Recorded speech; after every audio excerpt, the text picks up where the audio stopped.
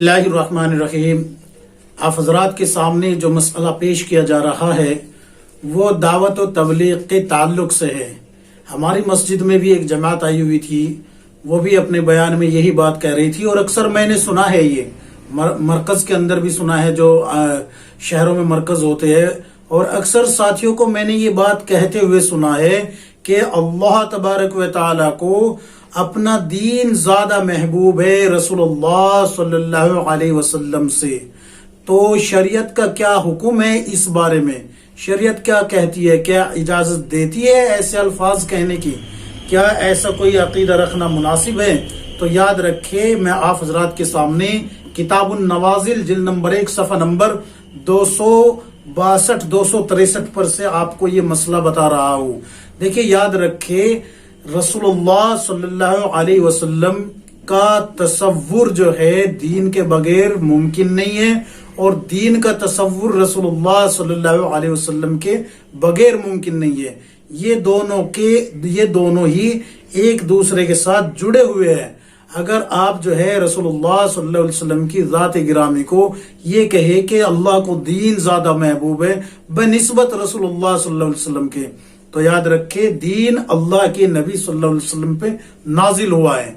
تو اگر اللہ کے نبی صلی اللہ علیہ وسلم کی ذات کو یہاں پر کمزور کیا جائے گا معاذ اللہ الیاذ باللہ دین کو بڑھانے کے لیے، تو پھر اللہ کے نبی صلی اللہ علیہ وسلم کی شان جو ہے گرانے کا الزام آئے گا۔ اور اگر یہ کہے کہ آپ صلی اللہ علیہ وسلم اللہ کو دین سے زیادہ محبوب ہے، تو پھر قرآن کریم کی وہ آیت الیوم اکملت لکم دینکم، تو پھر یہ آیت جو ہے ہم اللہ حفاظت فرمائے کہیں اس کے منکر نہ ہو جائے۔ اس کی مثال آپ یہ سمجھے کہ جیسے انسان کے لیے سانس کا آنا اور جانا یہ دونوں ہی ضروری ہے۔ اگر دونوں میں سے ایک چیز کو ہٹا دیا جائے، یعنی کہ اگر سانس اندر کا اندر رہ جائے تو انسان کا وجود کچھ نہیں رہتا۔ اگر سانس باہر کا باہر رہ جائے، اندر واپس نہ آئے، تو بھی انسان کا وجود کچھ نہیں رہتا۔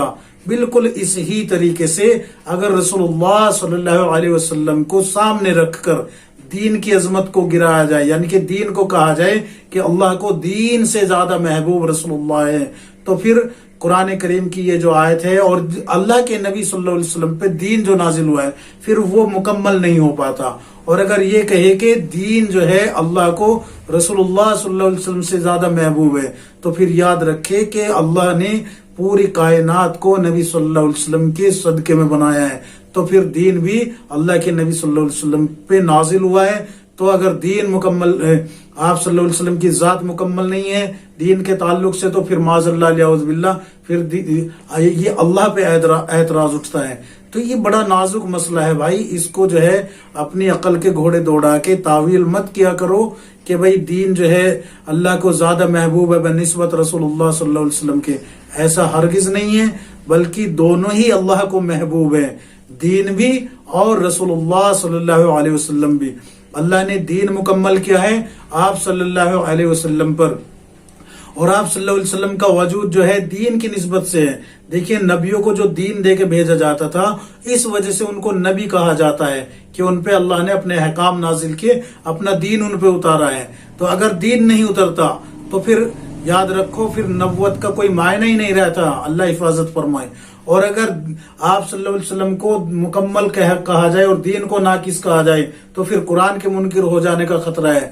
اس لیے ایسے الفاظ نکالنے سے پہلے 100 مرتبہ سوچنا چاہیے کہ کہہ کیا رہے ہیں۔ ہاں، یہ جو آپ لوگ کہتے ہو کہ اگر دین زیادہ محبوب نہ ہوتا تو رسول اللہ صلی اللہ علیہ وسلم کو پیٹتے ہوئے نہ دیکھتے، تو یاد رکھو اللہ تبارک و تعالی نے دین کے تعلق سے نہیں بلکہ آپ صلی اللہ علیہ وسلم کے درجات بلند کرنے کی وجہ سے ایسا کیا ہے۔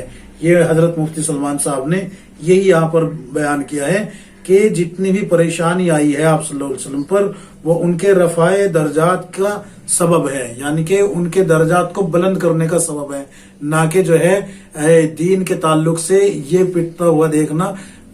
سوچنے والی بات ہے، اللہ تبارک و تعالی ہر چیز پہ قادر ہے، انہ علی کل شیء قدیر۔ وہ چاہتا تو اپنے نبی کو نہ پٹنے دیتا، وہ چاہتا تو دین کو جو ہے کب کا مکمل کر چکا ہوتا، وہ چاہتا ابو جہل کو جو ہے ایمان کی دولت دے دیتا۔ طائف کے جو جن بادشاہوں کے پاس آپ صلی اللہ علیہ وسلم گئے تھے، اگر اللہ چاہتا تو ان کو ہدایت دے دیتا۔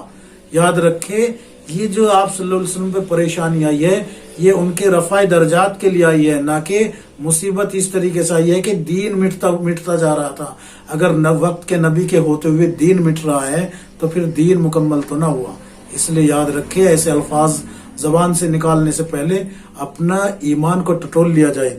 اور یاد رکھیے یہ جو بیان میں آپ حضرات کے سامنے بتا رہا ہوں، حضرت مفتی سلمان صاحب منصور پوری اس کو عقائد کے بیان میں لے کے آئے ہیں، ایمان کے بیان میں لے کے آئے ہیں۔